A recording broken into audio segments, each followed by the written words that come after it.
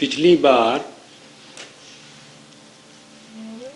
जब हम यम नियम की बात कर रहे थे, और यम नियम का अर्थ है जीवन के अंदर दैवी संपदा का आना, विनय का आना, शुभ का आना, सरल भाव का आना। तो एक बात जो अंत में कही गई थी वह यह थी कि जब तक मनुष्य के मन में भय रहेगा,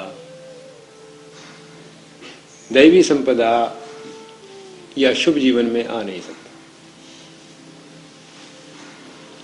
तो जिस किसी कार्य को करते समय मन में भय पैदा होता हो वह कार्य गलत है।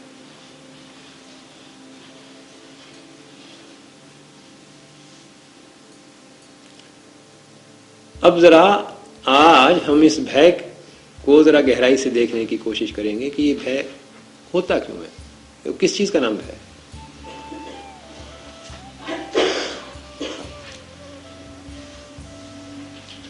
देखिए, पहली चीज तो ये है कि जब भी कभी हम कोई कर्म करते हैं, और हर कर्म का एक उत्तरदायित्व है, एक जिम्मेवारी है।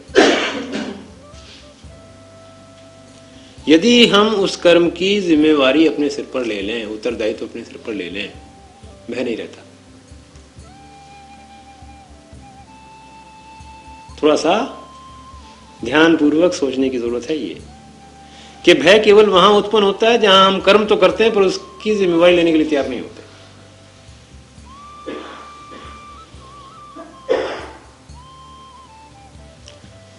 तो यदि उत्तरदायित्व हम किसी कर्म का पूर्णतया अपने ऊपर ले लें, रिस्पॉन्सिबिलिटी ले लें किसी कर्म की, एक्शन की, तो भय जैसी चीज नहीं रहती। अधिकांश हम ये करते हैं कि कर्म तो हम अंधाधुंध करते चले जाते हैं पर उसकी जिम्मेवारी नहीं लेना चाहते। तो जो मनुष्य अपने कर्म की जिम्मेवारी नहीं लेगा वो भय से मुक्त नहीं हो सकता।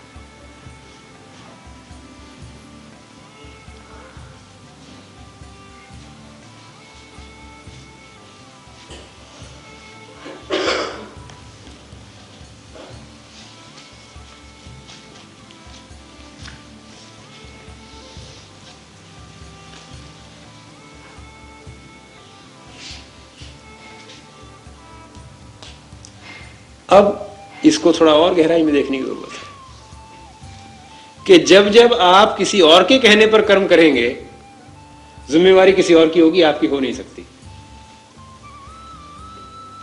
जब आप किसी के पिछलू लगे बनेंगे, किसी के अनुयायी बनेंगे, तो जिम्मेवारी किसी और की होगी, आपकी नहीं होगी। और जब तक जिम्मेवारी किसी और की होगी आप भय से मुक्त नहीं होंगे। अवचेतन मन में भय बना रहेगा। तो फिर प्रश्न ये आ जाता है कि जब तक आप किसी के पीछे लगे हुए हैं, अनुयायी हैं, किसी के फॉलोअर हैं, चाहे वो कोई मनुष्य हो, कोई वो गुरु हो, कोई नेता हो, धर्म नेता हो, कोई शास्त्र हो, कोई पुस्तक हो, कोई परंपरा हो, जब तक आप किसी परंपरा से, किसी गुरु से, किसी व्यक्ति विशेष से बंधे हुए हैं और उस परंपरा प्रणाली के अनुसार ही आपका कर्म है और कोई कर्म है नहीं आपका, आप अपने कर्म की जिम्मेवारी नहीं ले रहे, ले नहीं सकते। और जब तक इस उत्तरदायित्व को नहीं लोगे, आप चाहे कितनी घंटियां बजाओ, कितना मंत्र जप करो, कितने लंबे लंबे सांस खींचो या ना खींचो, एक ही सांस लेकर बैठ जाओ, 3 घंटे का आसन लगा लो, ध्यान नहीं होगा, जड़ता आ जाएगी, योग नहीं होगा, मुक्ति नहीं होगी।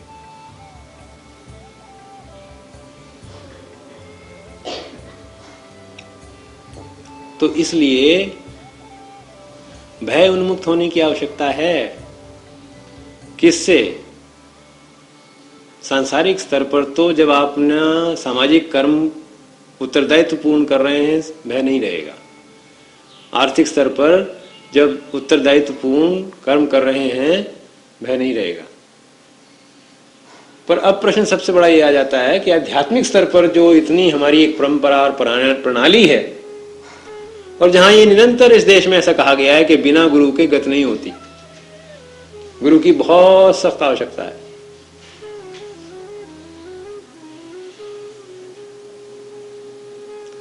तो वहां प्रश्न ये आता है कि किसी गुरु के पीछे लगकर, किसी शास्त्र के, किसी पुस्तक के पीछे लगकर, भले ही वो शास्त्र पाश्चात्य देश का हो या पूर्व देश का हो, भारतीय हो, चीनी हो, ईसाइयों का हो, कोई सा भी शास्त्र क्यों ना हो। और मैं शास्त्र की निंदा नहीं कर रहा हूं, मैं तो केवल मनुष्य के उस मन की दशावत को बता रहा हूं जो सहारा ढूंढता है। क्योंकि यहां प्रश्न गुरु के अच्छे और बुरे होने का नहीं है, यहां प्रश्न ये नहीं है कि वो शास्त्र सत्य है या असत्य है, अच्छा है या बुरा, ये प्रश्न नहीं है। प्रश्न अपने अंदर झांक कर देखना है कि आप निर्भर क्यों होना चाहते हो, क्यों किसी के पीछे लगना चाहते हो। जब तक आप इस चीज के ऊपर दृष्टिपात नहीं करेंगे, नहीं सोचेंगे, तो मेरी बात को गलत समझकर आप ऐसा समझेंगे कि मैं खंडन कर रहा हूं किसी चीज का या किसी प्रणाली का। खंडन मंडन करना मेरा काम नहीं है, ना मैं किसी का विरोधी हूं, ना किसी के पक्ष में कहने वाला हूं। मेरी तो जो समझ में बात आ रही है, जो सत्य मुझे दिख रहा है, वो मैं आपके सामने रख रहा हूं, ताकि आप भी उसमें कुछ सम्मिलित हो सकें, भाग ले सकें उसमें। क्यों कि यदि अगर आप इस चीज को अच्छी तरह समझ जाएंगे तो जीवनता सरलता की ओर चल पाएगा। और अगर इसको नहीं समझेंगे और वही लकीर के फकीर बने रहेंगे, लकीर चाहे 2000 साल पुरानी हो, लकीर चाहे 200 साल पुरानी हो, चाहे वो 20 साल पुरानी हो, लकीर लकीर ही है।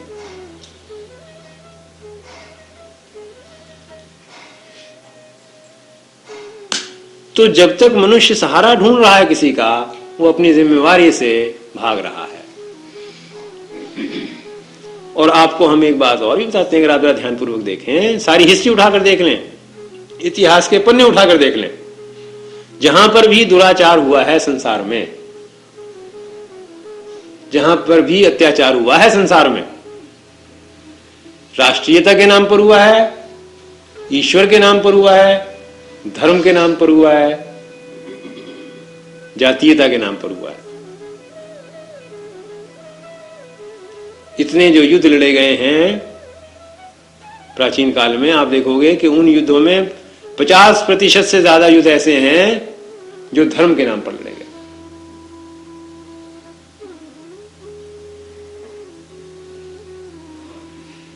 ईश्वर के नाम पर लड़े गए। और हम ये समझते हैं अगर ईश्वर कहीं होगा तो बहुत दुखी हो रहा होगा। ईश्वर रो रहा होगा कि मैंने कैसी संतान पैदा की जो मेरे नाम पर मेरा हनन कर रहे हैं। ईश्वर को समाप्त कर दिया। नास्तिकता का प्रचार सेकेंड वर्ल्ड वॉर या दूसरे महायुद्ध के बाद जितना ज्यादा हुआ है, इससे पहले कभी नास्तिकता का प्रचार नहीं हुआ। और क्यों नहीं हुआ? क्योंकि दूसरे महायुद्ध के बाद तमाम सारे संसार के अंदर जिन लोगों का विश्वास ईश्वर पर, मानवता पर था, वो उठ गया। वो लोग जिन्होंने कभी चींटी को नहीं मारा था, उन्होंने आज मार दिए। हमने इस देश में स्वयं देखा है, हमारे देश के अंदर एक ये परंपरा रही है कि भारतीय लोग बड़े अहिंसक हैं, क्योंकि चींटी को भी नहीं मारते। खाना खाने से पहले कुत्ते को, गाय को खाना खिलाते हैं, हर जीव का पालन करते हैं, हर जीव में वो ब्रह्म को, ईश्वर को, आत्मा को देखते हैं। ऐसे हमारे संस्कार हैं।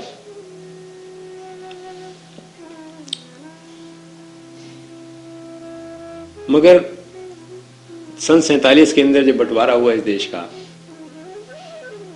तो जितने अत्याचार उधर सीमा से परली ओर हुए, उतने इधर भी कम नहीं हुए। हमारी एक ये मान्यता रही है कि बच्चों के ऊपर और स्त्री के ऊपर हाथ नहीं उठाया। ये मान्यता रही है, हमारी प्रणाली रही है, ये हमारी संस्कृति रही है। सन 47 में वो संस्कृति समाप्त हो गई, मर गई।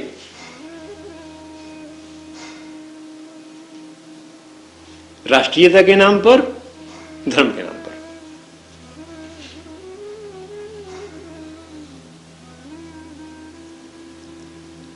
तो ये सारा इतिहास देखने के बाद यदि आज भी मानव किसी धर्म विशेष से, संप्रदाय विशेष से, किसी गुरु विशेष से जुड़कर रहना चाहता है तो हिंसा के बीज उसके अंदर से नहीं जाएंगे। थोड़ी बहुत देर के लिए प्रेम नजर आएगा, पर समय आने पर वो हिंसा के बीज फिर उसी तरह से उग जाए।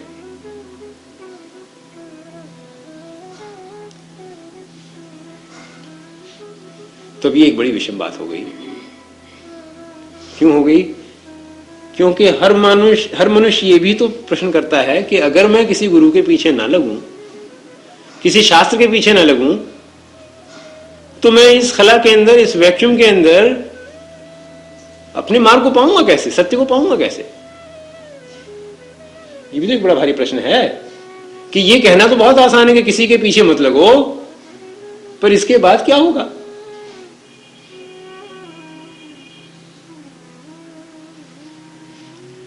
तो मनुष्य जब ऐसा सोचता है कि इसके बाद क्या होगा तो भयभीत हो जाता है, और भय उसको फिर उसी चक्कर में डाल देता है जिसमें वो निकलना चाह रहा है।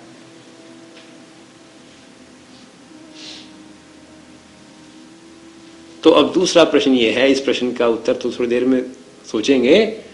अब दूसरा प्रश्न ये है कि ये भय का दूसरा कारण क्या है? दूसरे भय का कारण है चिंतन।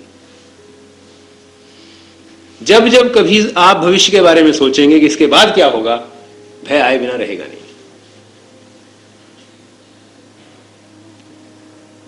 तो जब जब काल के अंदर आपका मन चल रहा है, आज और आने वाली कल की जब जब आपको चिंता होगी, भय उत्पन्न हो जाएगा।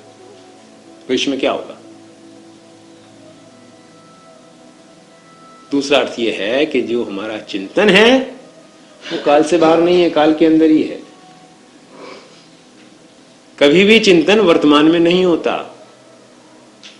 चिंतन जब कभी भी होता है वो अतीत से लेकर, गुजरे हुए काल से लेकर भविष्य की ओर चलता है, काल के अंतर्गत चलता है, सूक्ष्म काल के अंदर। काल भी नहीं है, क्यों? ये पता नहीं 10 साल के बाद क्या होगा।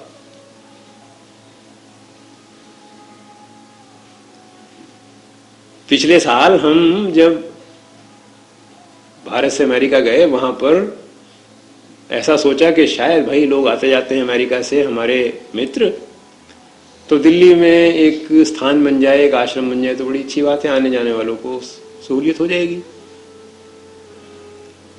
इस वर्ष जब दिल्ली पहुंचे तो मालूम हुआ कि वो तो वायुमंडल ही इतना नीला हो गया है, काला हो गया आकाश, कि हवा नीली नजर आती है, वहां सांस लेना मुश्किल है। तो वहां क्या आश्रम बनाओगे दिल्ली के अंदर? जहां का वायु ही दूषित हो गया हो, वहां क्या आश्रम बनेगा? तो यदि आप ये सोचो कि 2 साल में होगा क्या, इसका तो पता कुछ नहीं है, और चक्कर में आप ऐसे लगे हुए हैं कि कीड़ी की तरह से वो अपने से भी वजन की ज्यादा चीजें उठा लाती है। कीड़ी की क्या विशेषता है? कभी आप उसको जाकर देखो कि गेहूं का दाना जो उससे दुगना तिगना है वजन में, उसको खींच के वो अपने बिल में इकट्ठा कर रही है, खींचते खींचते मर रही है, और ऊपर से कहीं पानी पड़ गया, किसी के जूते पड़ गए और चींटी का स्वाह हो गया। तो हम इतना संचय करने पर लगे हुए हैं, इतने मंसूबे प्लान बना रहे हैं, इतनी योजनाएं बना रहे हैं, और ये पता नहीं कि वो आवश्यक है या नहीं, लागू हो पाएंगे या नहीं हो पाएंगे।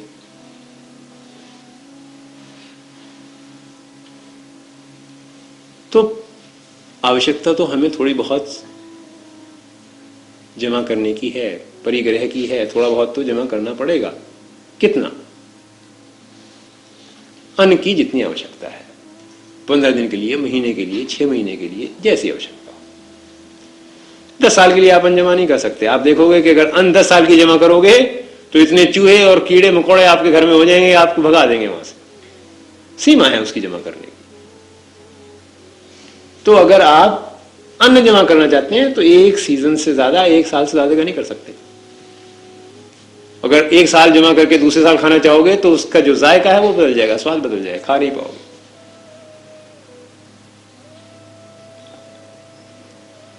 एक हद तक धन जमा करने की आवश्यकता हो सकती है।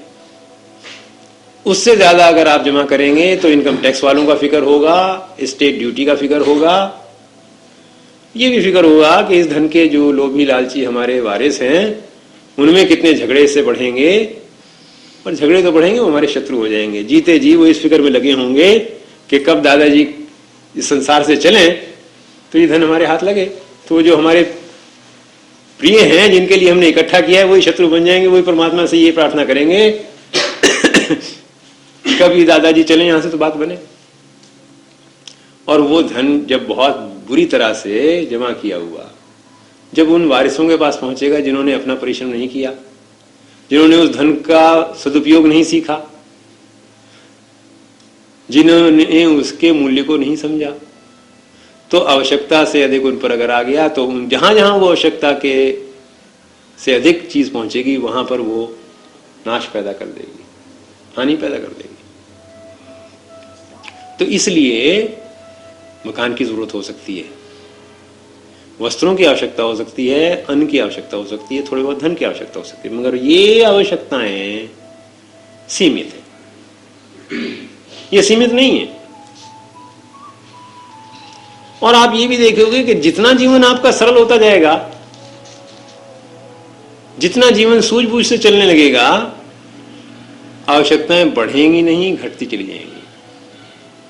आमतौर पर अर्थशास्त्र में, इकोनॉमिक्स में ऐसा पढ़ाते हैं कि मनुष्य की आवश्यकताएं बढ़ती चली जाती हैं। भाई ऐसी बात नहीं है। आवश्यकताएं जब बढ़ती हैं जब होड़ लगती है, जब आप अपने पड़ोसी को देख देख कर अपना पेट फुलाने लगते हो कि मैंने भी इतना ही खाना है, तब आवश्यकताएं बढ़ती हैं। कि अगर पड़ोसी के पास मेरे कार है तो मेरे पास भी होनी चाहिए, उसके पास एक बड़ा मकान है मेरे पास भी होना चाहिए, तब तो ये आवश्यकताएं बढ़ती हैं। मगर आप अपने अंदर अगर झांक कर देखते रहो, अपनी आवश्यकताओं को देखते रहो,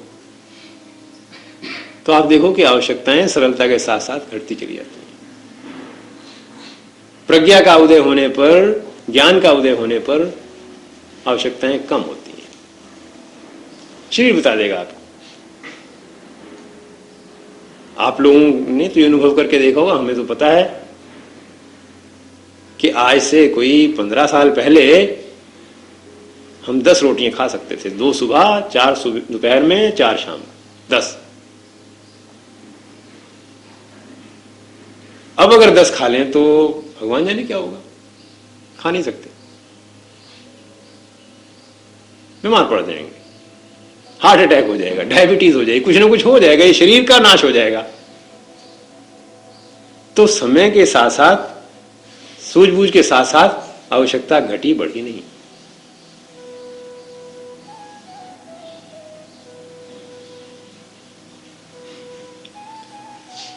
तो इसलिए हम ऐसे सन्यास की बात नहीं कर रहे जहां पर के किसी धन को, अन्न को किसी को हाथ ही नहीं लगाना, किसी चीज को आपने छूना ही नहीं, ऐसे सन्यास की बात नहीं कर रहे। मैं तो उस सन्यास की बात कर रहा हूं जो सजग और सजीव सन्यास है, जो प्रज्ञापूर्ण सन्यास है, लकीर के फकीरों वाला सन्यास नहीं है। वह सन्यास है जो अपनी अत्यंत आवश्यकताओं को छोड़कर और किसी चीज की स्पृहा नहीं करता और किसी चीज का लोभ नहीं करता। और क्यों नहीं करता? इसलिए नहीं कि महान बन जाएगा, इसलिए भी नहीं कि वो महात्मा योगी कहने लगेगा। अगर महात्मा या योगी कहलाने के लिए आपने संन्यास लिया है और चीजों का त्याग कर दिया तो दंभी और आडंबरी बन जाओगे, दंभ पैदा होगा। संन्यास का मतलब है सरल भाव और अपनी आवश्यकताओं को समझकर, उनकी सीमाओं को समझकर उसको कम करते चले जाना। और करते क्यों चले जाना? क्योंकि आप देखोगे कि अगर उस जो आपकी समझ है उससे अधिक करोगे, संचय करोगे या खाओगे या पियोगे, तो शरीर की हानि होगी, जीवन की हानि होगी, जीवन समाप्त हो जाएगा। अगर हम सबके सब इस तरह से सोचने लग जाएं और अपनी आवश्यकताओं के अनुसार जीवन को बनाने लग जाएं, तो ये जीवन बदल जाएगा, संसार बदल जाएगा, सारा समाज बदल जाएगा। कोई भूखा नहीं रहेगा, कोई दुखी भी नहीं रहेगा। पर आज दशा और है, होड़ लगी हुई है। ईर्ष्या, द्वेष और स्पर्धा से हम जल रहे हैं और ये भी नहीं समझ रहे कि ये ईर्ष्या और द्वेष, ये होड़, ये और किसी का नाश करे या ना करे, ये अपने शरीर का, अपने मन का नाश करते हैं। तो इसलिए, और फिर एक चीज और भी सोचने की बात है कि ये होड़, अगर आप अपनी आवश्यकताओं को देख लें तो होड़ समाप्त हो जाएगी। होड़ पैदा कब होती है? जब आप वस्तु स्थिति को ना देखकर, अपनी आवश्यकताओं को ना देखकर, चिंतन के द्वारा उन आवश्यकताओं को पैदा करते हो जो है नहीं।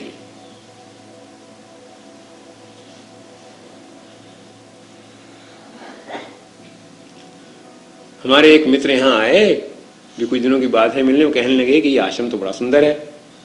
मैंने कहा बड़ी सुंदर जगह है। वो कहने डॉक्टर साहब आपको अपना आश्रम ऐसा बनाना चाहिए।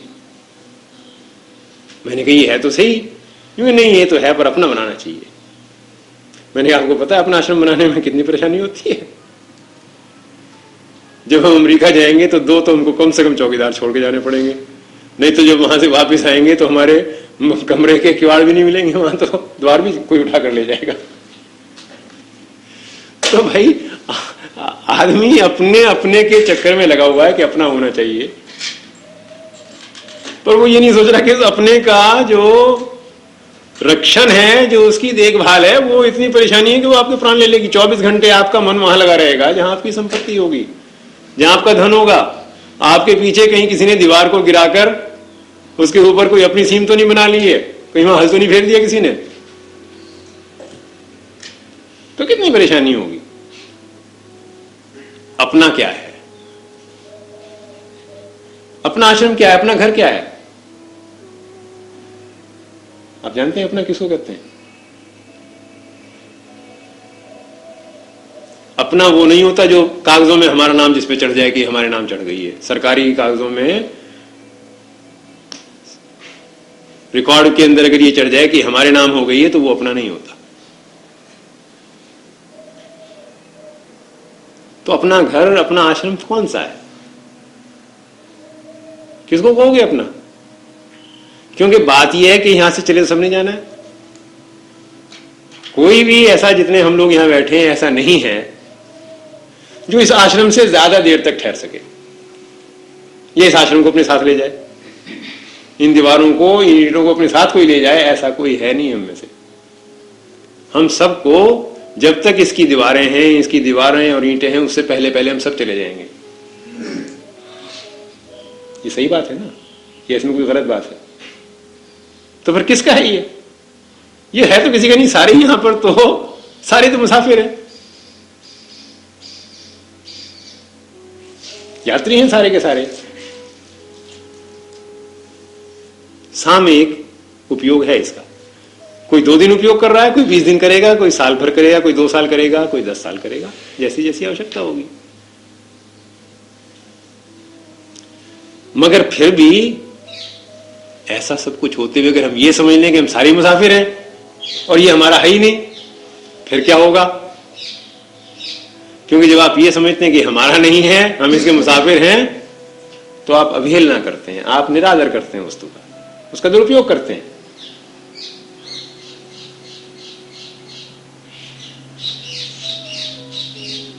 तो इसका अपने का जो विरोधी, परस्पर विरोधी भाव है कि हम मुसाफिर हैं, हमारा इससे कोई संबंध नहीं है, ये जो संन्यास और त्याग की भावना है, ये वस्तु का निरादर लाएगी जीवन में, समन्वय को खो देगी। तो अब हम इसको अपना भी ना कह सकें और हम इसके मुसाफिर भी ना बन सकें, तो फिर मन किस दशा में टिकेगा और किस दिशा में इस स्थान से आपका संबंध बनेगा, इस घर से आपका संबंध बनेगा। आश्रम का मतलब घर है। कोई लंबी चौड़ी बात नहीं है। आश्रम का मतलब है कि जहां लोग रहते हैं, जहां आश्रय मिलता है, सर्दी से गर्मी से जो आश्रय मिलता है वो आश्रम है।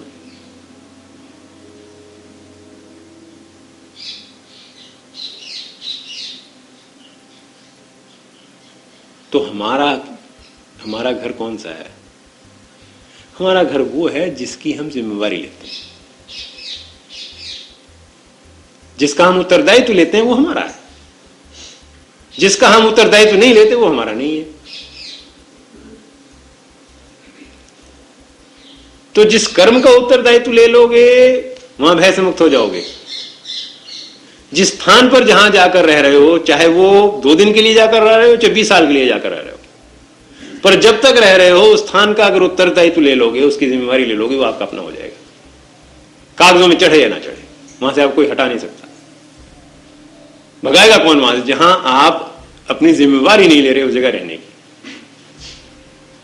चाहे वो आपका घर ही क्यों ना हो, आपके बच्चे भगा देंगे आपको, अगर वहां आप जिम्मेवारी नहीं लोगे तो आपके संबंधी भगा देंगे।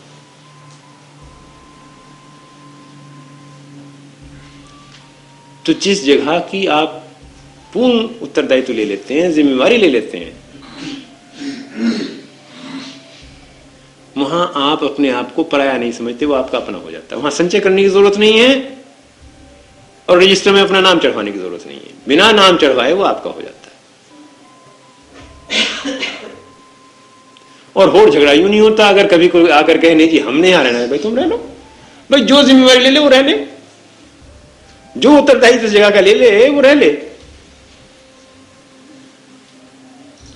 तो ऐसी ही जैसी आश्रम है, ऐसी ही समाज, ऐसी ही संसार है, हमारा देश है।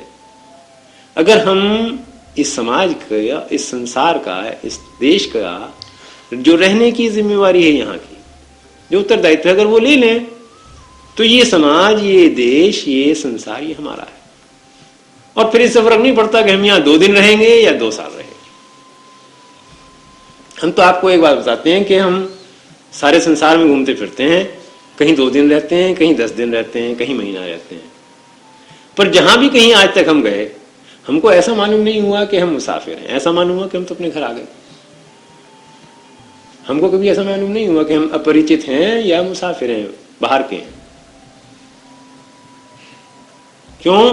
कि जहां आप जाकर रहोगे और वहां के जो रहने वाले हैं उनके सुख दुख को अपना समझोगे, जो वहां की वस्तुएं हैं उनकी देखभाल करोगे,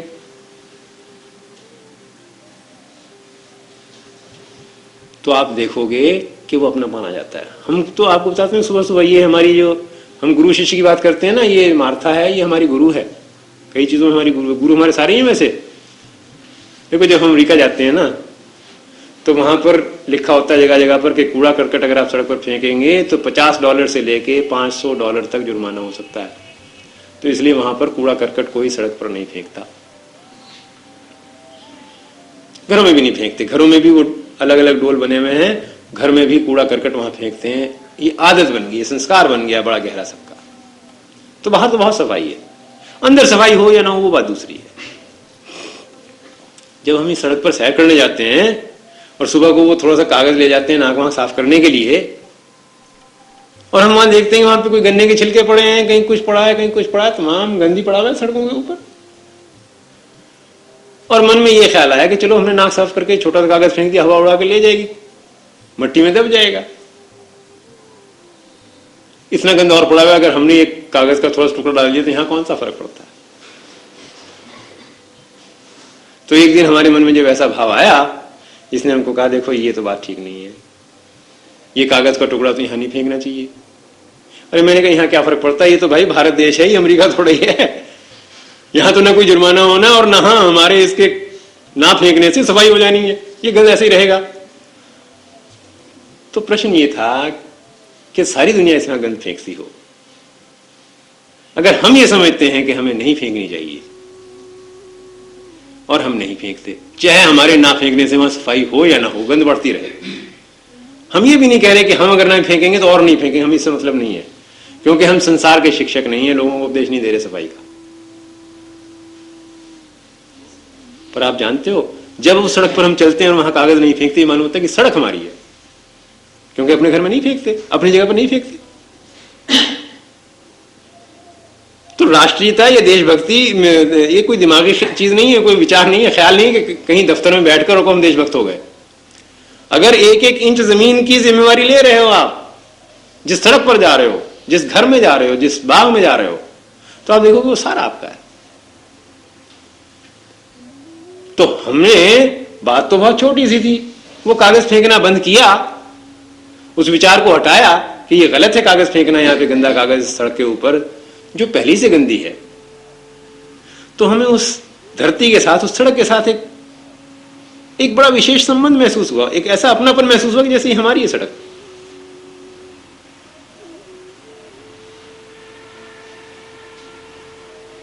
तो कितना ही अच्छा हो कि हम इस सारे संसार को, सारी पृथ्वी को अपना कह सकें।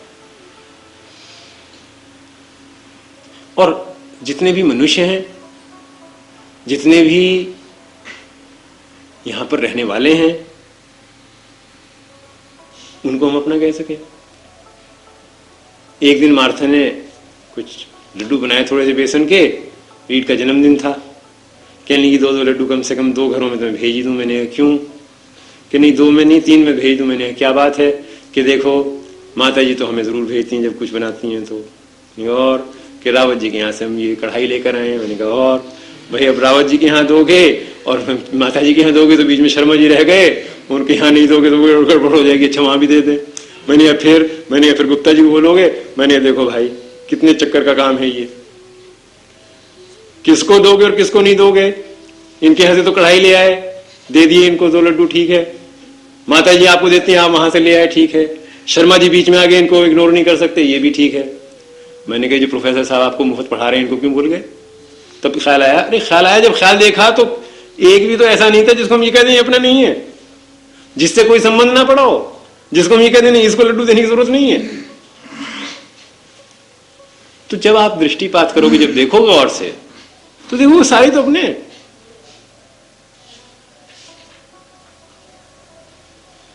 तो मैंने कहा भाई इसका एक ही इलाज है, एक दिन प्रीति भोज कर दो, सबको बुला के सबको खिला दो, ये झगड़ा ही मिट जाएगा कौन अपना और कौन पराया, सारे अपने।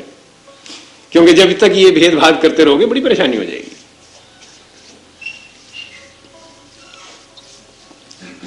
तो इसलिए जीवन के अंदर, जैसा मैं पहले कह रहा था, जो उत्तरदायित्व लेना है जीवन का,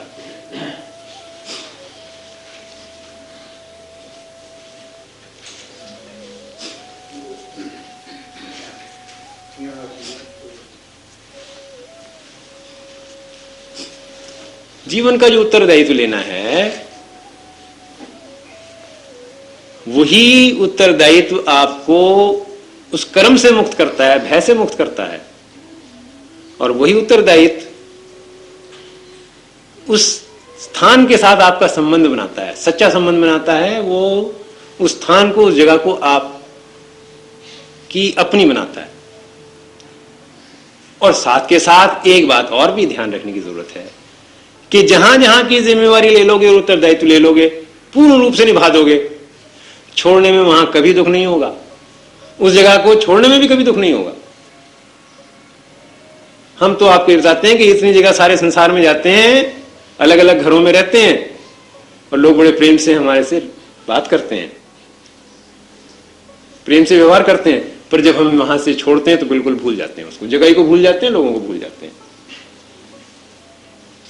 भूलने का मतलब ये नहीं है कि दिमाग से बिल्कुल साफ कर दिया उनको, चिंतन नहीं करते उनका, वो चिंतन जो दुख का कारण है, क्योंकि वो चिंतन प्रेम नहीं है, वो दुख है। हमसे एक दफा एक सज्जन कहने लगे कि देखिए आप अमेरिका जा रहे हैं, आशा है कि आप हमारा ध्यान तो करेंगे, हम याद तो करेंगे जब हम वहां चले जाएंगे तो, आप वहां जब चले जाएंगे तो। मैंने कहा ना, जब हम वहां चले जाएंगे हम आपको बिल्कुल याद नहीं करेंगे। क्यों याद नहीं करेंगे? याद हमेशा उस चीज को किया जाता है जो दूर होती है अपने से, जो निरंतर साथ रहती है उसको याद नहीं किया जाता। तो जो 24 घंटे जिनका साथ है, निरंतर जिनके साथ, उनको याद करेंगे? तो भाई प्रेम का संबंध ऐसा है जिसका 10,000 मील और 20,000 मील से फर्क नहीं पड़ता।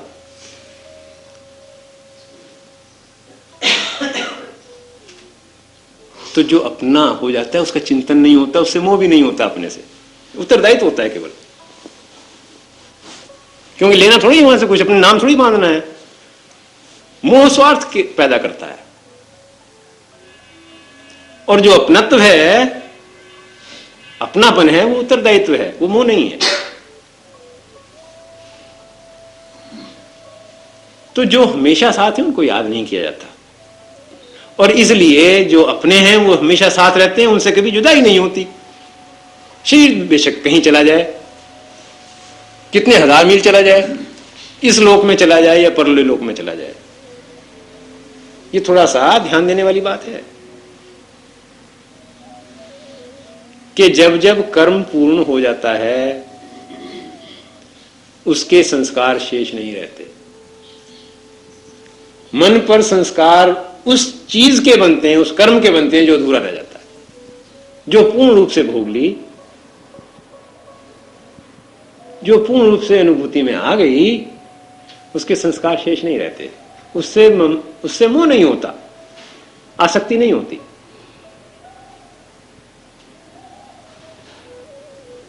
तो आसक्ति केवल उससे होती है जहां अधूरापन है।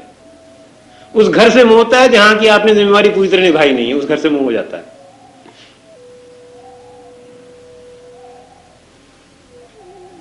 आप जानते हैं कभी अगर अपने कोई संबंधी, रिश्तेदार, बंधु, प्रियजन यदि मर जाएं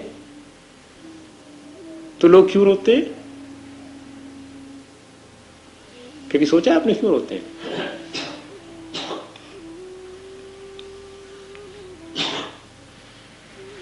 जब आपके संबंध अधूरे रह जाएं तब आप रोते हैं। जब आपका उत्तरदायित्व पूर्ण न हो तो आप रोते हैं। जब आपने जीवन में जिम्मेवारी नहीं ली तो रोते हैं।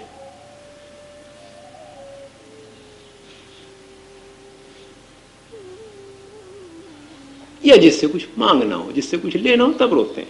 अपने स्वार्थ के लिए रोते हैं, कभी किसी के लिए नहीं रोते। कोई नहीं रोया आज तक दूसरे के लिए, सब अपने लिए रोते हैं। और अपना क्या है? वो अपना छोटा सा स्वार्थ है। जो छोटा मोटा स्वार्थ है उसके लिए मनुष्य रोता है।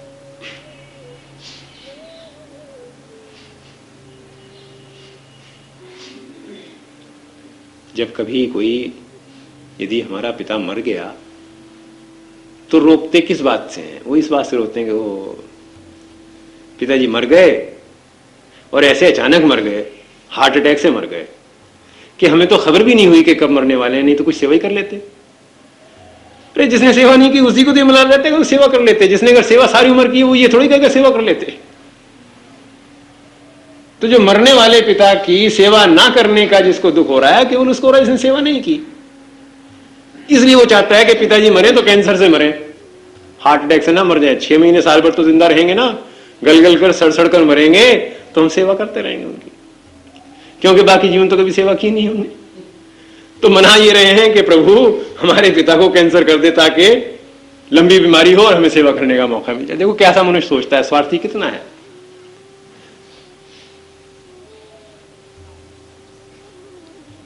या अगर पिताजी होते तो हमें ये दिन ना देखना पड़ता। अगर हमें दिन बढ़िया मिल रहे हो देखने को, पिता तो एक दफा भी याद नहीं आता, 13 दिन के बाद भूल जाता है।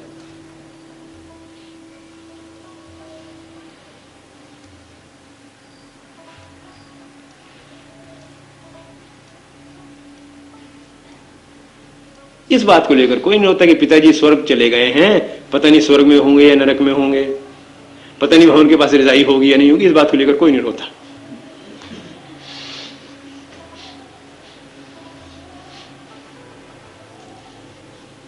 और वो जो श्राद्ध व्राद्ध होता है उस पर भी रजाई देते हैं, उसमें भी घटिया से घटिया देते हैं कि बाप को कहीं बढ़िया मलमल की रजाई ना मिल जाए, कहीं सिल्क की रजाई ना मिल जाए।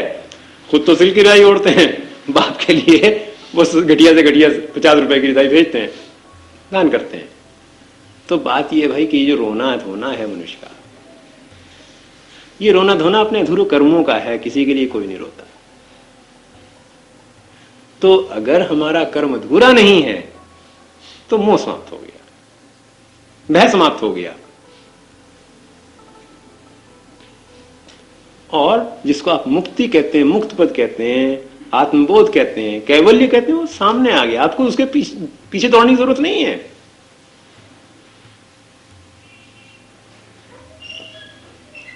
इसीलिए गीता में एक बहुत सुंदर परिभाषा योग की दी है।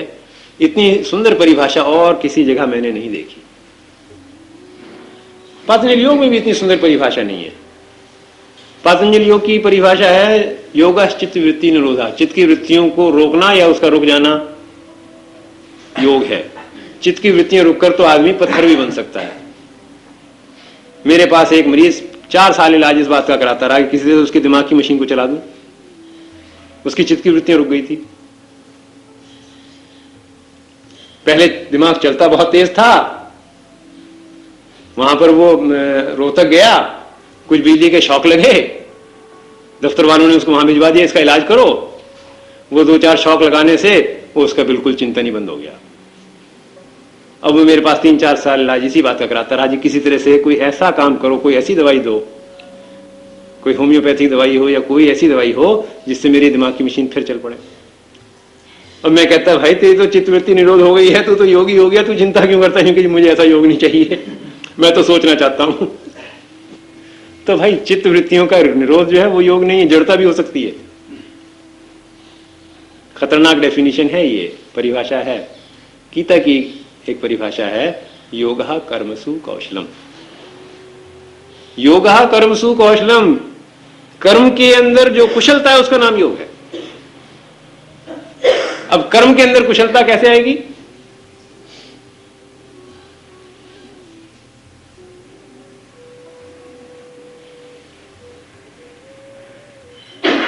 कर्म के अंदर कुशलता आएगी जब जो आप कर्म कर रहे हो उसका पूर्ण उत्तरदायित्व ले लोगे, पूर्ण जिम्मेवारी ले लोगे, तब कुशलता आ जाएगी।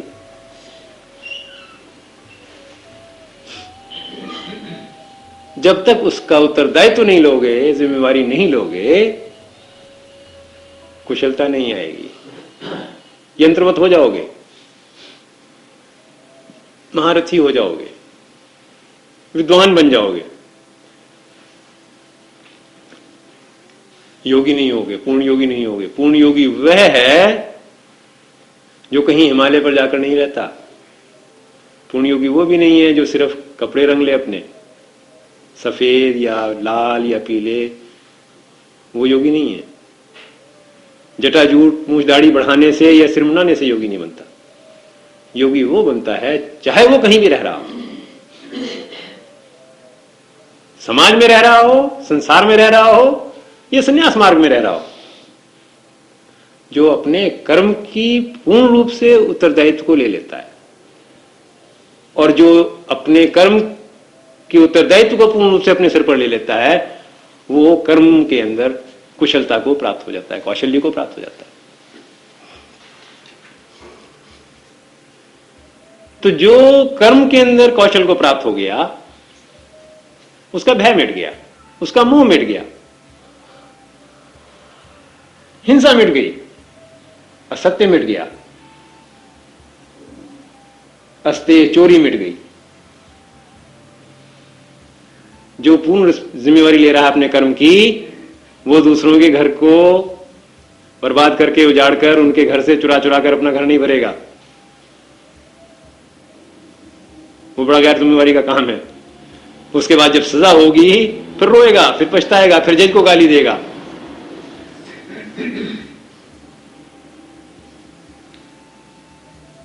तो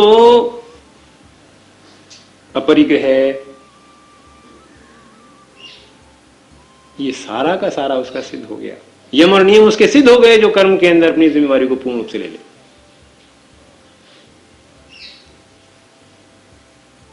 देखो बात यह है, हमारे देश में कहीं कहीं ऐसा है कि जो ब्राह्मी स्थिति को लोग पहुंचे हैं, कैवल्य स्थिति को लोग पहुंचे हैं, उनका व्यवहार बड़ा विचित्र हो गया है कई बार। और आज समय तो बहुत थोड़ा रह क्या गया, खत्म ही हो गया, पर मैं आपको एक बात कहकर खत्म करूंगा इसकी। ये फिर अगली रविवार को सिलसिले को जारी रखेंगे कि एक बार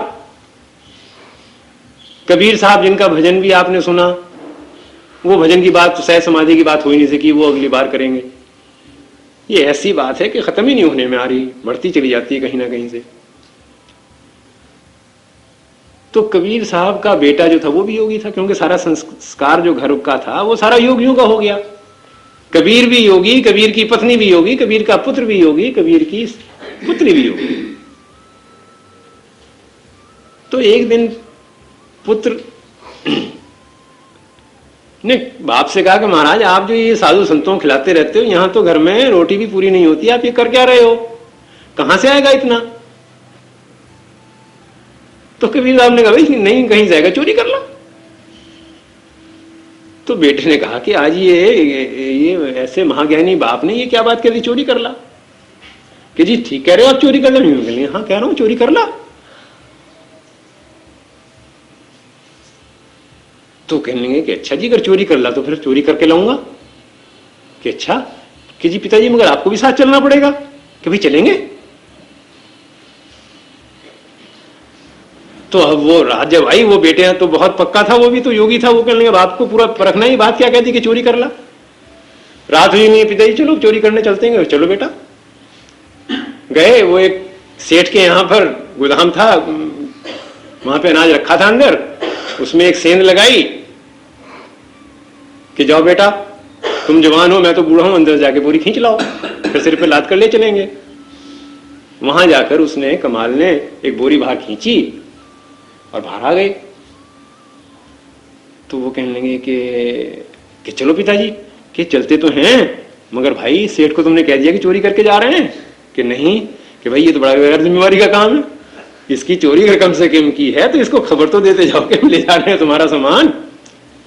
कर्म अधूरा नहीं होना चाहिए, जिम्मेवारी पूरी ले लो इसकी, चोरी करने में कोई हर्ज नहीं है। तो अगर आप पूरी जिम्मेवारी ले लेंगे तो चोरी कर नहीं सकते। जिम्मेवारी क्या है कि जिसकी चीज उठाई कह दो महाराज आपकी लेके जा रहा हूं, फिर तो चोरी नहीं रही।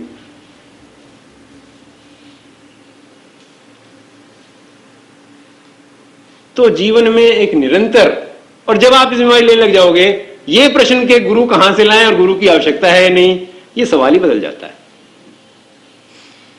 तो इसके बारे में फिर अगले रविवार को चर्चा रखेंगे कि गुरु का वास्तव में स्थान क्या है, और ये पूर्ण मुक्ति कितनी सहज है अगर देखने में समझने में की कोशिश करें आप, मगर आएगी कब?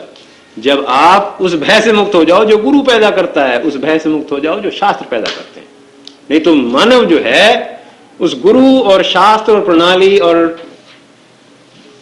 जो आपका ये बोझ है सदियों का, उस बोझ से इतने भयभीत हो रहे हैं कि मुक्ति दूर की बात है। कोई प्रश्न हो तो एक प्रश्न का समय है, इसके बाद तो फिर आपकी प्रार्थना होगी।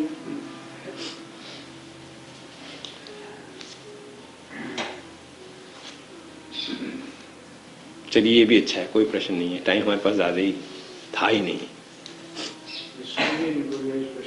जी बात जो गहरी है पूरे सामने ना बैठ दो, प्रश्न क्या हो? जो गहरी बात होती है वो नीचे गहराई में उतर जाए, प्रश्न फिर आसानी से होता भी नहीं है।